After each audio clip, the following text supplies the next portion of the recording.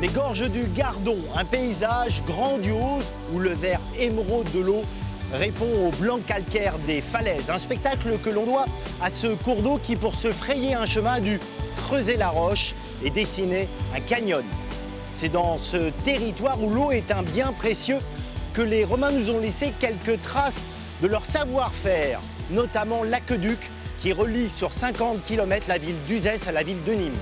Aujourd'hui, nous allons vous faire découvrir des chefs-d'œuvre, le Pont du Gard bien sûr, mais aussi des ouvrages d'art moins connus, cachés dans la garrigue, avant de finir dans la cité de Némosus, cap sur le Pont du Gard et Nîmes, aux sources de la romanité.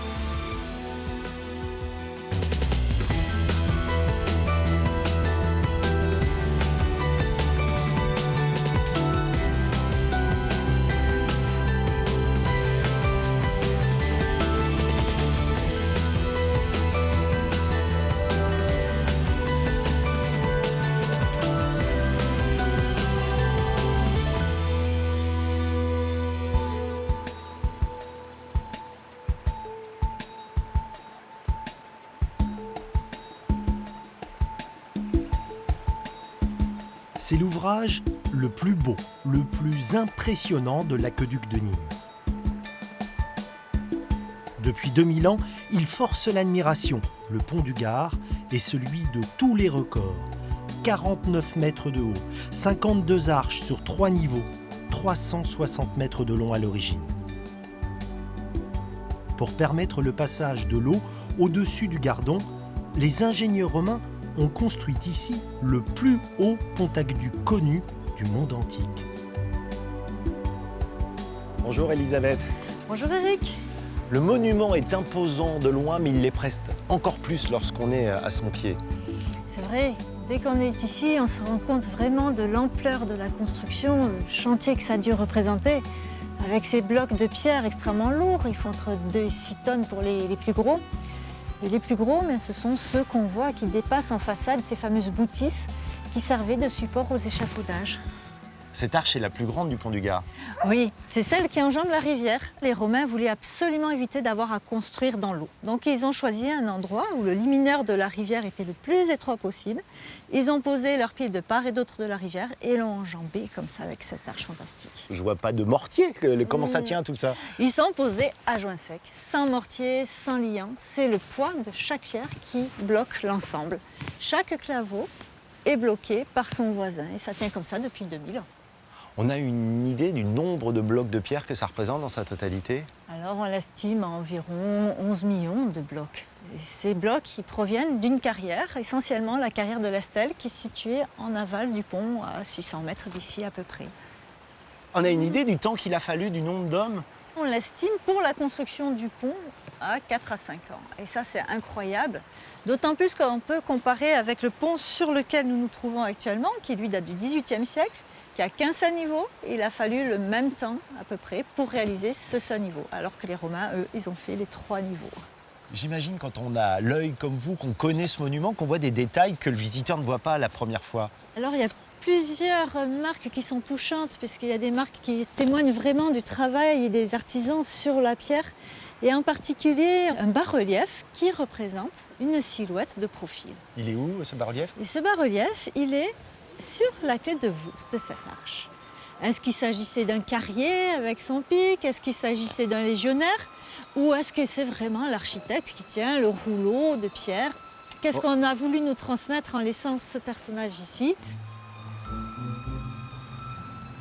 Ce n'est sans doute pas pour rien que ce mystérieux bas-relief se trouve à cet endroit précis, au centre, et surtout tout en haut.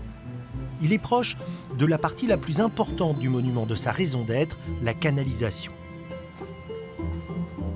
Car ne l'oublions pas, cet incroyable ouvrage n'avait qu'un seul objectif, faire passer en plein ciel, 50 mètres au-dessus de la rivière, de l'eau destinée à la ville de Nîmes.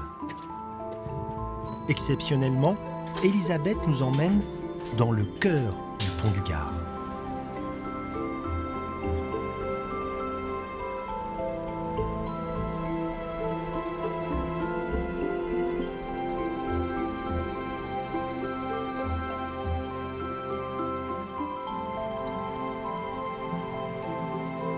Voilà, donc là nous sommes à l'intérieur même de l'aqueduc, c'est-à-dire là où l'eau coulait il y a 2000 ans. On est dans le Spécus, en haut du pont du Gard. On a une idée du débit qu'il y avait?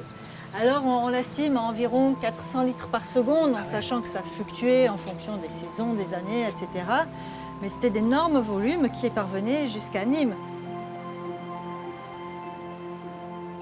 On voit, grâce au dépôt de calcaire, à ces concrétions qui se sont formées progressivement, que l'eau arrivait pas jusqu'au plafond, mais qu'il y avait encore une marge d'environ 20 cm.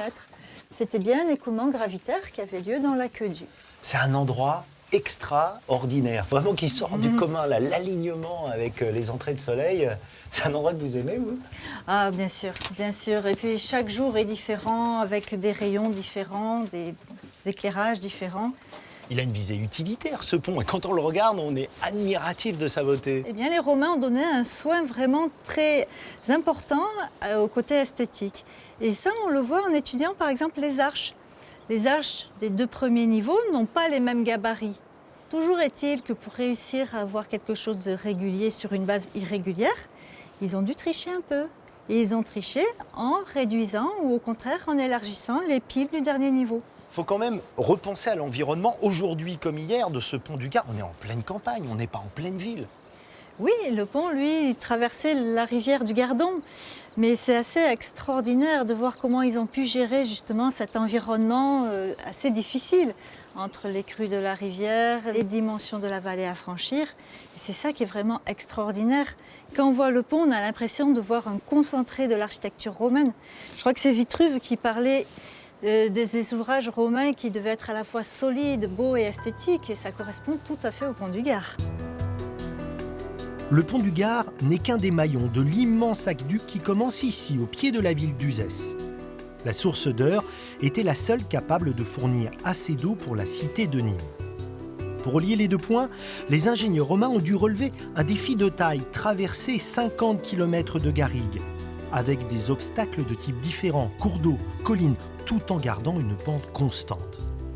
Et le plus incroyable est qu'il n'y a que 12,60 m de dénivelé entre le point de départ et le point d'arrivée, soit une pente moyenne de 25 cm par kilomètre, autrement dit 1 mm tous les 4 mètres.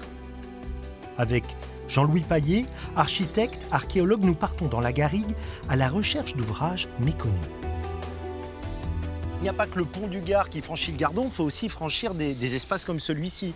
Nous sommes dans une dépression qui est entre les garrigues de Vers-Pont du Gard et le pont du Gard. Et dans cette dépression, c'était pas très profond, mais il fallait quand même des ouvrages d'art. Ici, nous sommes sur l'un des plus emblématiques et des mieux conservés de ces monuments-là. On est sur le pont Roux, de son nom, qui veut dire le pont rompu. C'est le nom médiéval qui est resté. Quelles sont ses dimensions? Ses dimensions, il fait 230 mètres de long, en faisant un plan en zigzag, en 3 directions. Et ceci parce qu'il est posé sur une nappe de calcaire qui brusquement s'arrête à une 50aine de mètres plus loin, ce qui fait qu'il a été obligé de s'asseoir sur la partie supérieure de cette crête en suivant la partie la plus haute, pour avoir évidemment moins à bâtir et à construire en hauteur. C'est pour ça qu'il est en zigzag. Vous me disiez 210 mètres de long, mais il y a aussi une succession d'arches Il y a impressionnantes. 36 arches et 37 piles, c'est vous dire. Mais vous allez me dire, mais pourquoi ils les ont bouchées? Bah oui, Eh normalement ben oui, une arche voilà. va à travers. On s'est posé la question, on s'est dit, mais quelle idée ils ont eue? Ils ont construit des arches, parce que les arches c'est pour faire du vide. Et si on fait du vide, c'est parce que ça coûte moins cher. Alors pourquoi ceux-là sont remplis? C'est tout simplement parce que l'aqueduc de Nîmes, j'ose pas le dire, il avait une tare congénitale. C'est quoi? Ils avaient oublié de mettre un mortier d'étanchéité, ce qu'on appelle un mortier rouge, en latin c'est l'opus signinum, qui permettait d'étanchifier les parois de la canalisation. Ils en ont mis que sur les parois verticales et pas au fond. Donc l'aqueduc de Nîmes fuyait, c'est ce que vous êtes en Eh train de oui. dire? De naissance, elle fuyait. Ce qui fait que l'eau, quand elle traverse la maçonnerie, elle dissout le calcaire. Et au bout de 10 ans ou 15 ans, Ça s'effondre. le calcaire n'est plus là. Et comme ce sont des pierres, vous voyez, où l'ensemble est scellé par du calcaire du mortier de chaux, la chaux qui est à l'intérieur de ce mortier se dissout. Donc après, le monument risque de se détruire. D'où l'intérêt de faire en sorte qu'il n'y ait jamais de fuite sur un ouvrage d'art aérien. Donc vous voyez, ils ont bouché les arches. Quand Jean-Louis et d'autres chercheurs ont commencé à étudier l'aqueduc il y a 30 ans, on n'avait Dieu que pour le pont du Gard. Aujourd'hui, on sait qu'il y avait en fait 19 ouvrages d'art sur le tracé. Certains sont modestes, comme le pont de la Combe-Valmal. D'autres surprennent par leur dimension, comme le pont arcade de la Laune, 300 mètres de long. La quasi-totalité du parcours, 90%, était non visible, en tranchées couvertes. Les ouvrages d'art permettaient de conserver la fameuse pente. La géographie des lieux dictait sa loi. Là, le mystère s'épaissit. On rentre sous terre. Pourquoi, Jean-Louis? Parce qu'un aqueduc, ça se passe horizontalement, n'est-ce pas? Ouais. Ou très peu avec une très faible pente. Quand il y a une dépression, qu'est-ce qu'on fait? On est obligé de construire un ouvrage d'art. Ah, c'est ce qu'on a vu. Avec des arches. Bon. Mais si on tombe sur une colline qui existe, qu'est-ce qui se passe? Alors, soit on creuse dedans, soit on la contourne. Mais là, il y avait des carrières antiques. Ah oui. Donc, ils ont décidé de passer derrière, au-delà du front de carrière, et ils ont fait un trou dans la colline pour faire passer un grand tunnel. Et ce tunnel, le voilà. Ils ont construit à l'intérieur des parois pour faire passer la canalisation. C'est-à-dire que là, on est dans l'eau, là. On est dans l'eau, on a les pieds dans l'eau jusqu'ici, 1,20 m à peu près. C'est une nouvelle démonstration de la capacité d'adaptation des ingénieurs, en fait, ici. Oui, et puis aussi du savoir-faire des ouvriers, et des mineurs, entre guillemets. De ceux Parce que là, c'est quoi qu'on voit ici? Alors là, sur les parois, vous voyez des traces d'outils merveilleusement bien taillés, vous voyez, avec ce qu'on appelle ça la taille en gerbe, vous voyez, avec le geste de l'ouvrier, vous voyez. Donc, ils sont passés à 2 fois.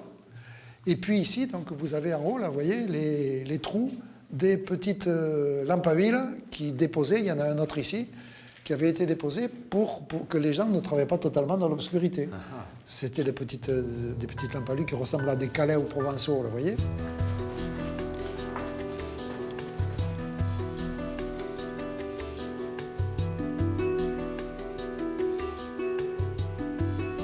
Si on refaisait l'aqueduc aujourd'hui avec tous les moyens, toute la technique qui est à notre disposition, est-ce qu'il serait différent?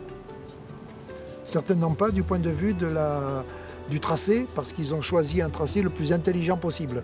C'est-à-dire que s'ils avaient choisi un tracé différent, soit passé plus bas, soit passé plus haut, ils auraient eu plus à construire. Il y a, je dirais, une logique intérieure du tracé et de la conception qui est remarquable. Mais le plus incroyable dans cette histoire, c'est qu'en fait, la cité de Nîmes n'avait pas de besoin vital en eau. Nîmes avait une quantité d'eau suffisante pour survivre. Mais pour vivre à la romaine, non. Dans la mesure où une ville romaine qui veut ressembler à Rome, comme pratiquement toutes les villes de l'Empire, elles avaient besoin de fontaines, de thermes et des égouts. Donc ça, c'était indispensable pour la ville de Nîmes qui, évidemment, a grandi grâce à l'impulsion à partir d'Auguste où on a eu un développement considérable de l'urbanisme. Pour trouver le terminus de l'aqueduc, il faut bien sûr se rendre dans la ville de Nîmes. La cité a bien changé depuis l'époque romaine, mais elle conserve quelques vestiges parmi les plus beaux du monde antique. La surprise est parfois au détour d'une rue.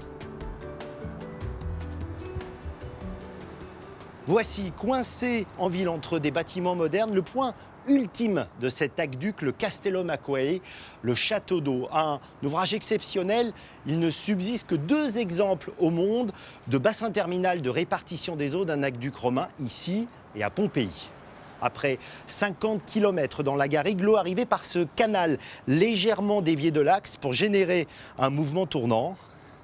Tout autour, ces orifices étaient prolongés par des tuyaux en plomb. Ces canalisations permettaient la distribution de l'eau.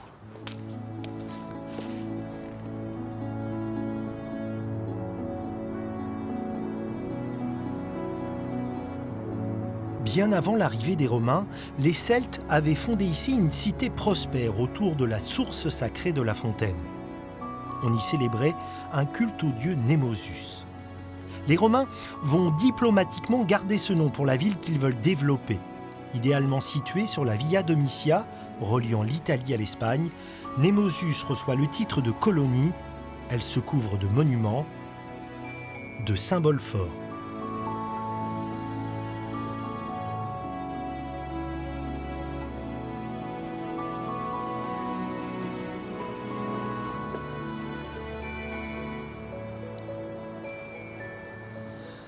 Nous voici au sommet de la Tourmagne qui domine encore aujourd'hui la ville de Nîmes. C'était la plus haute, la plus imposante des tours qui ponctuaient une enceinte fortifiée de 7 km.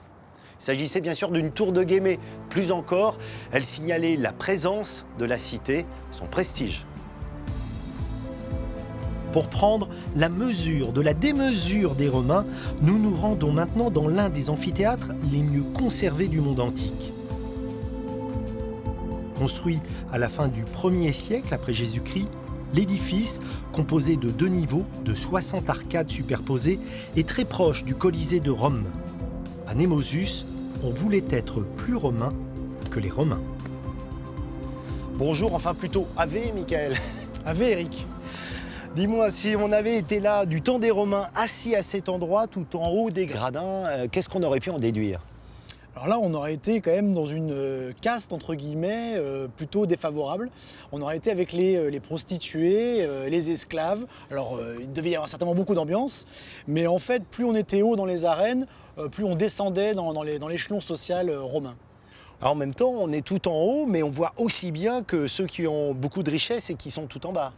Oui, on voit aussi bien. Alors peut-être qu'on va pas forcément distinguer tous les détails du combat de gladiateurs, mais par contre, c'est vrai qu'on a quand même une vue panoramique sur l'ensemble des combats ou sur l'ensemble des démonstrations qui peut être assez intéressant. On sait combien de spectateurs pouvaient être accueillis ici ? Alors on estime qu'il y avait à peu près 24 000 spectateurs, donc c'est un amphithéâtre qui n'est pas le plus grand de Gaule, mais qui est un amphithéâtre assez important pour une province romaine, donc avec tous les systèmes qui permettaient d'y accéder facilement. Avec l'amphithéâtre, les Romains ont inventé une forme, une organisation qui n'a quasiment pas changé depuis. Les grands stades actuels sont en fait des copies conformes. On y retrouve les différents niveaux, les travées, les gradins, le réseau d'escaliers, les galeries de circulation et même les emplacements pour les marchands, la buvette. Rien n'est laissé au hasard, même dans les coulisses du bâtiment, un endroit qui, généralement, est fermé à la visite.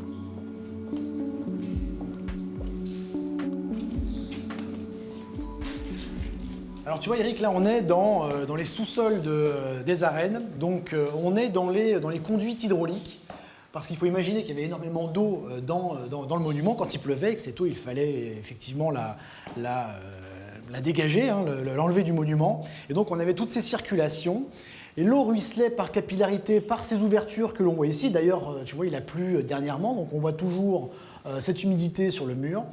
L'eau tombait dans ces bassins un petit peu de rétention. Une fois que le niveau était plein, l'eau tombait dans ces canalisations et était évacuée à l'extérieur du monument par des réseaux d'égouts. Alors on est dans une partie moins connue des arènes. À la fin du 19e siècle, il y a eu des fouilles et on a fait une découverte incroyable, cette fois-ci sous la piste. On a découvert cette fameuse salle cruciforme. Donc c'est une salle en forme de croix qui permettait aux gladiateurs et au système de décor ou de machinerie donc de pouvoir être hissés sur la piste pendant le spectacle par des systèmes d'élévateurs très ingénieux. Et les gladiateurs ou les décors passaient par des trappes qui s'ouvraient dans le sol. Citoyens de Némosus et de Narbonnaise, réjouissez-vous. Vous allez assister à des combats de gladiateurs avec le très redoutable Jantus et le non moins redoutable Eros. Ils vont montrer toutes les valeurs des guerriers de Rome.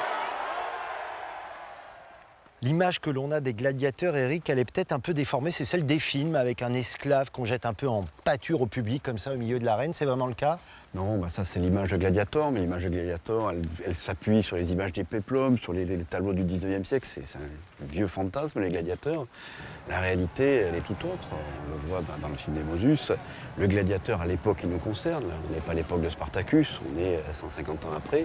Le gladiateur n'est plus un esclave, c'est devenu vraiment un homme libre qui, par contrat officiel, légal, accepte d'être gladiateur, accepte de risquer sa vie, de s'entraîner très durement, dans l'espoir de devenir peut-être une star.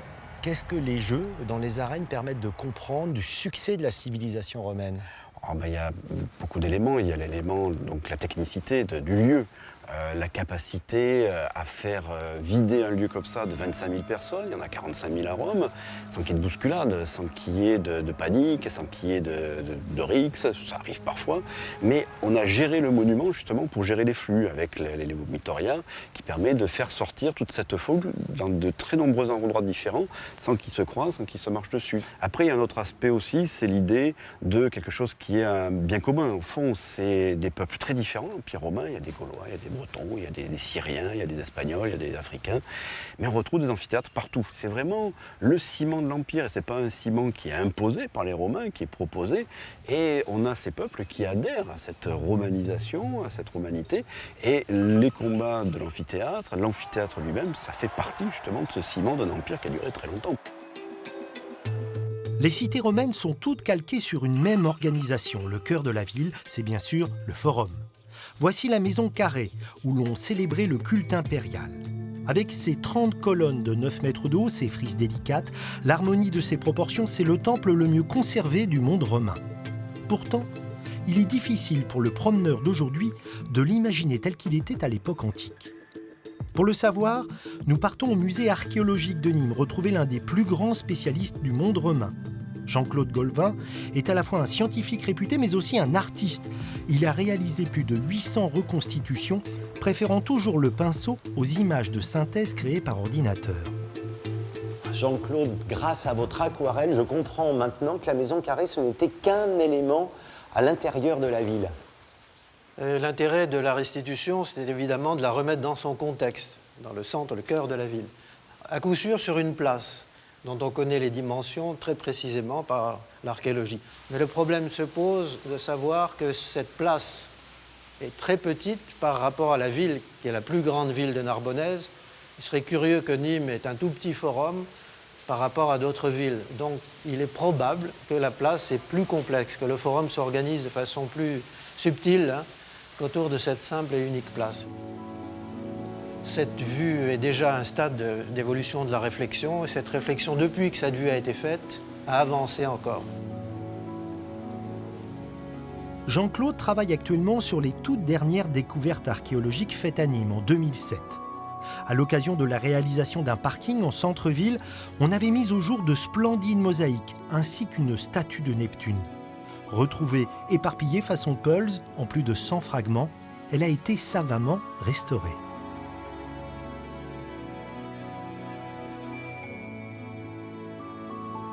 Ah Jean-Claude, cette statue est absolument magnifique. Statue de Neptune, statue fontaine, encore et toujours de l'eau. Pourquoi l'omniprésence de cet élément chez les Romains ? L'eau est nécessaire car Rome impose un modèle de société qui suppose l'existence d'édifices publics importants comme des thermes, des fontaines. Et donc elle est là absolument indispensable pour permettre ce développement. Et la parure monumentale a une composante idéologique très très importante aussi qui joue. C'est Rome qui s'exporte partout à travers l'Empire. Et l'avenir réserve encore de nombreuses découvertes évidemment qui sont encore sous le sol aujourd'hui. Si le dieu Neptune pouvait exaucer l'un de vos vœux, quel serait-il, Jean-Claude ? Alors, imaginons que je puisse revenir à l'époque romaine. J'aimerais revenir dans la peau d'un architecte, finalement, étant architecte moi-même. Donc, qui serais-je ? Certainement un employé de l'armée romaine, pas du tout destiné à placer son nom sur les édifices, mais plutôt à les réaliser. Mais j'en connaîtrai plus long sur les secrets peut-être de la profession, le savoir-faire, et je verrai sûrement mieux la manière de concevoir ces villes, la manière, donc pas de les restituer, mais de les construire cette fois-ci.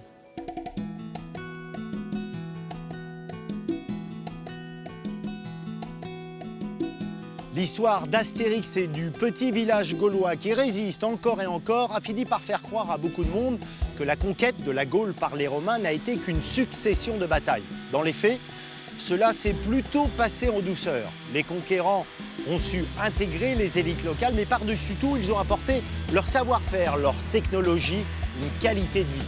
Remonter aux sources de la romanité, c'est comprendre que des monuments comme l'amphithéâtre ou l'aqueduc avaient certes une fonction utilitaire, mais par-dessus tout, ils permettaient d'afficher aux yeux de tous la grandeur de la civilisation romaine.